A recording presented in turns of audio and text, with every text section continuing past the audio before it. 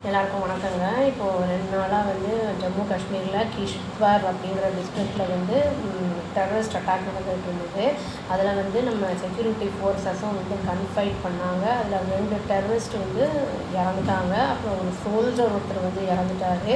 இது வந்து army force வந்து அவங்க வந்து கன்ஃபார்ம் பண்ணியிருக்காங்க. அவர் வந்து அந்த கன்ஃபைட் நடந்ததில் வந்து அவங்க சோல்ஜர் ஒருத்தர் இறந்துட்டார் அப்படிங்கிறத வந்து கன்ஃபார்ம் பண்ணியிருக்காங்க. இனியும் ஒரு சில நாட்களுக்கு முன்னாடி வேறு இடத்துல குப்வாரா அப்புறம் வந்து ஷோபியான் அப்படிங்கிற இடத்துலலாம் வந்து கிட்டத்தட்ட ஒரு 6 டெரரிஸ்ட் வந்து கொல்லப்பட்டிருக்காங்க. ரீசெண்டாக தான், அதுவும் வந்து ஒரு 30 வீக்ஸ் முன்னாடி இருக்கும். இதை தவிர வந்து இனியும் 4 பேர் வந்து இனியும் வந்து தேடப்பட்டுக்கிட்டு இருக்காங்க. அதாவது அடர்ந்த காடுகள் டென்ஸ்ட் ஃபாரஸ்ட்டில் வந்து மறைஞ்சிருக்காங்க அப்படிங்கிற மாதிரி வந்து அவங்களுக்கு நியூஸ் வந்துருக்கு என்ஐஏக்கு. அதனால் வந்து சர்ச் ஆப்ரேஷன் நடந்துக்கிட்டு இருக்குது. சீஸ்ஃபயர் வந்து அனௌன்ஸ் பண்ணதுக்கு அப்புறமே வந்து அந்த திரும்பி வந்து அவங்க வந்து ஜம்மு காஷ்மீரை வந்து அட்டாக் பண்ணிட்டு தான் இருப்பாங்க. இதை தவிர வந்து ஆந்திராவில் கூட அந்த மாதிரி வந்து ஏதோ அட்டாக் பண்ணுறதுக்கு வந்து ஒரு முயற்சி நடந்திருக்கு.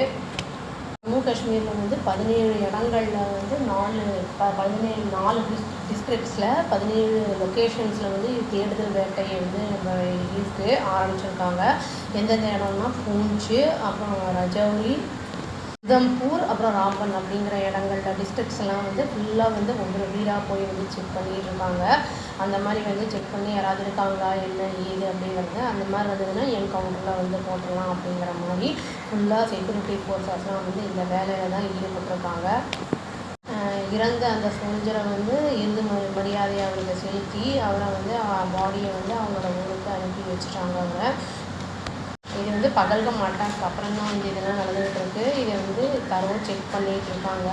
இதில் வந்து இவங்களை வந்து பாகிஸ்தான் பிரைம் மினிஸ்டர் என்ன சொல்கிறாரு அப்படின்னா வந்து இந்து வாட்டர் ட்ரீட்டி பற்றி பேசணும் அப்படின்னு சொல்கிறாரு. மீடியேஷனுக்கு யாரும் வரக்கூடாதுன்னு நம்ம பிஎம் வந்து சொல்லியிருக்காரு. அதுவும் இன்னைக்கு போயிட்டுருக்கு.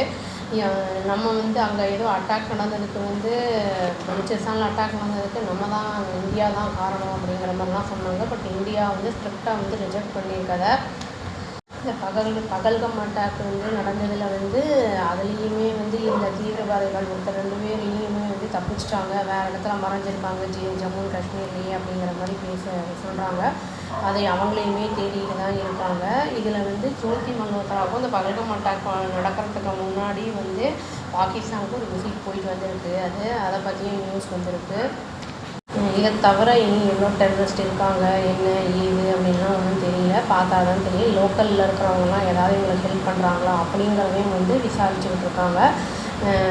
விசாரித்து எல்லாத்தையும் வந்து வேறு யாராவது பண்ணியிருக்காங்களாங்கிறதையும் பார்த்துக்கிட்டு இருக்காங்க. இந்தியாவில் இருந்துக்கிட்டு பாகிஸ்தானுக்கு சப்போர்ட் பண்ணுறவங்க அதெல்லாம் வந்து என்ன ஏதுன்னு பார்த்தா தான் டீட்டெயில்ஸ் தெரியும். அவ்வளோதாங்க. Thank you. Please do like, share and subscribe our channel and click the all option and tap the bell icon. Thank you.